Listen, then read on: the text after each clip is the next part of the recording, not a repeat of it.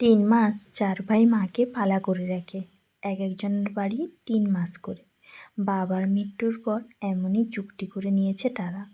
4 ছেলে 4টি বাড়ি থাকা সত্ত্বেও স্বামীর মৃত্যুর পর সুরবালা দেবী পাকাপাকি গৃহহীন হয়েছেন। এই বয়সে বারবার বিছানাপত্র, পরিচিত ঘর পাল্টাতে কেমন যেন অস্বস্তি হয়। নিজের পেটের ছেলেকেও অচেনা অচেনা লাগে।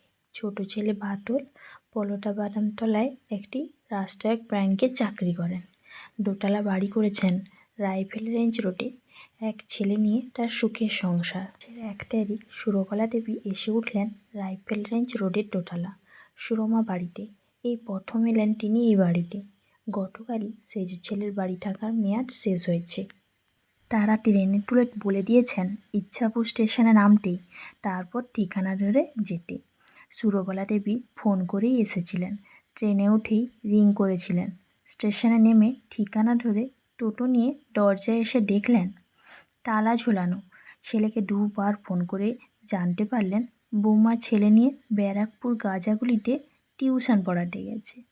ফিরতে একটু দেরি হবে, সেও এখন ব্যাংক থেকে বেরোতে পারবে না। ফিরতে রাত 9টা। একটু ওয়েট করতে বলেই ফোনটা কেটে দিল। ঘণ্টাখানিক পরে দেবযানী ছেলেকে নিয়ে বকতে বকতে ফিরল, ঘেমে নিয়ে। তালা খোলার ধরন দেখে মনে হলো আবার কোথাও এক্ষুনি বেরোবে। মারাত্মক ব্যস্ত। সত্যি সত্যি বৌমা ছেলে নিয়ে আবার 10 মিনিটের মধ্যে বেরিয়ে গেল। যাবার আগে সুরবালা দেবীর ঘর, টেবিলে ঢাকা দেওয়া খাবার এবং টিভি রিমোট ধরিয়ে দিয়ে গেল। ভালো করে মাথাটা পর্যন্ত আঁচড়াতে পারল না। ছেলেটাকে টানতে টানতে ছিটকে পড়ল রাস্তায়।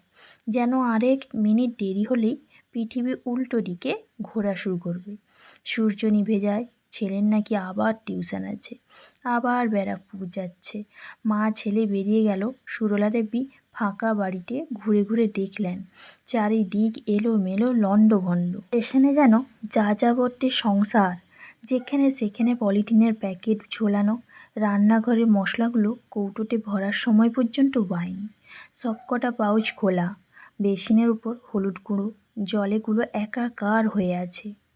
সুরবালা দেবী ঘণ্টা 2 চেষ্টা করে সমস্ত বাড়িটা ভালো করে ঝাড় দিয়ে ধুয়ে মুছে গুছিয়ে পরিপাটি করলেন। কত দিনের না গোছানো বিছানা সুন্দর করে ঝেড়ে টান টান পাতালেন। রান্নাঘরটা সাজিয়ে দিলেন দেখার মতন করে। ঘণ্টা 2 পরে দেবযানী ছেলেকে নিয়ে আবার এলো। ডাইনিংটা ভালো করে চোখ বুলিয়ে সোফাতে চিত হয়ে শুয়ে একটা দীর্ঘশ্বাস নিয়ে চোখ বুজল। সময় সুরবালা দেবী 1 গ্লাস ঠান্ডা জল আর গামছা এনে বৌমার হাতে দিলেন। আদর করে বললেন, তোর তো মরার সময় নেই দেখছি। চুলের কি হাল করেছিস? চোখ মুখ ধুয়ে আয়, চুল বেঁধে দেব। দেবযানী সত্যি 1 গ্লাস জল খুব দরকার ছিল। এ বাড়িতে এমন কেউ নেই যে 1 গ্লাস জল এগিয়ে ধরবে। সত্যি আজ চুল বাঁধার সময় পায়নি সে। কোনো মতে একটা ক্লিপ গুঁজে বেরিয়ে গেছিল। শাশুড়ি যে আসবে এটা তার জানাই ছিল। এই প্রস্তাবটাও তার ছিল। শাশুড়িকে 3 মাস সহ্য করতে হবে, এটাও সে মন থেকে মেনে নিয়েছিল। শাশুড়ি হাতের কাছে জল নিয়ে দাঁড়িয়ে আছে দেখে সে রাগল না, বরং জল খেয়ে খুব তৃপ্তি পেল। শাশুড়িকে দেখল চিরুনি হাতে বসে আছে। সে কোনো কথা না বলে শাশুড়ির পাশে গিয়ে বসল। চুল বাঁধা শেষ করার আগেই হঠাৎ শাশুড়ি বলল, কিরে মাকাল ফলটার সঙ্গে চুলোচুলি করেছিস?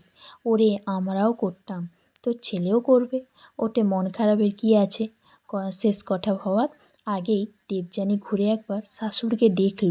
সে ভাবতেই পারেনি তাকে মনমরা দেখে এমনটা নিখুঁত আন্দাজ তিনি করতে পারেন। মনের অস্পষ্ট ধূসর পাতার এলোমেলো লেখাগুলো এত সহজেই তিনি পড়তে পারেন।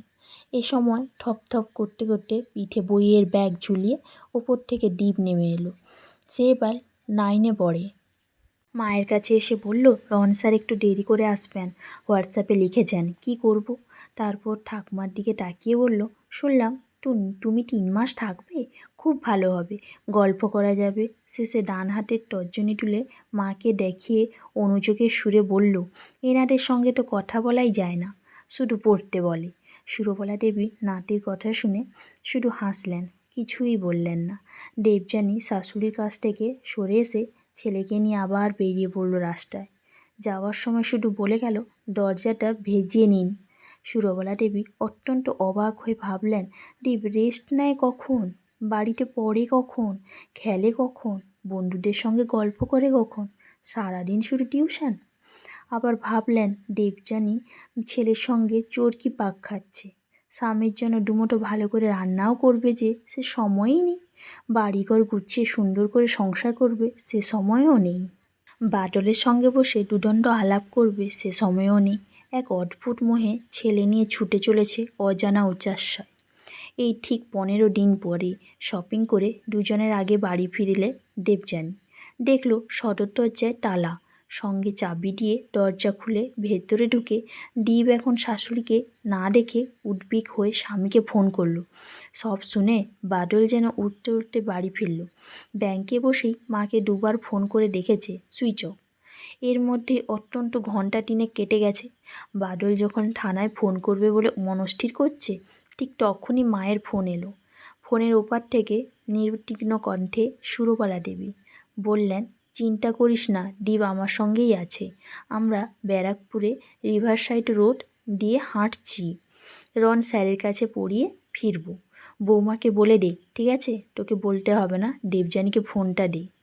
দেবযানী ফোন হাতে নিয়ে হ্যালো বলার সঙ্গে সঙ্গে ওপার থেকে ভেসে এলো শাশুড়ির হাসি মেশানো কণ্ঠস্বর, তোর ওপর আমার কিন্তু অনেক রাগ আছে দেবযানী। আজ প্রায় 15 দিন হয়ে গেল তোদের বাড়ি এসেছি, একদিনও দেখিনি বাদলের সঙ্গে বসে গল্প করছিস, হেসে ওর গায়ে পড়ছিস। ব্যাপারটা কি বলতো, ডিভোর্স করবি নাকি? শাশুড়ির এই হেন কথা শুনে দেবযানী খুব একটা চমকালো না, কিন্তু অবাক হলো। সে দ্রুত ওপরে উঠে এসে নিজের ঘরে বিছানায় শুয়ে বলল, দেখছেন না ছেলের 9টা টিউশন, সকাল বিকেল রাত বিরাম নেই, কথা বলার সময় আছে আমার?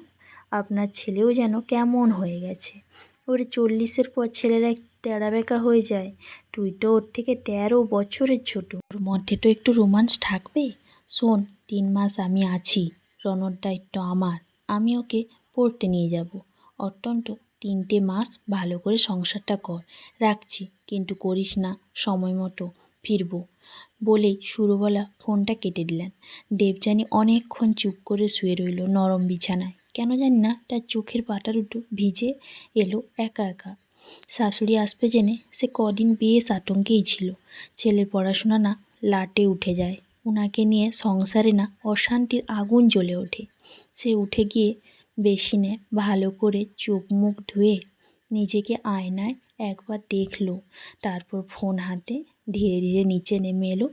বাদলের পাশে বসে তাকে একটা ছোট্ট ধাক্কা দিয়ে হেসে বলল, আমি ধাক্কা দিইনি, তোমার মায়ের নির্দেশ।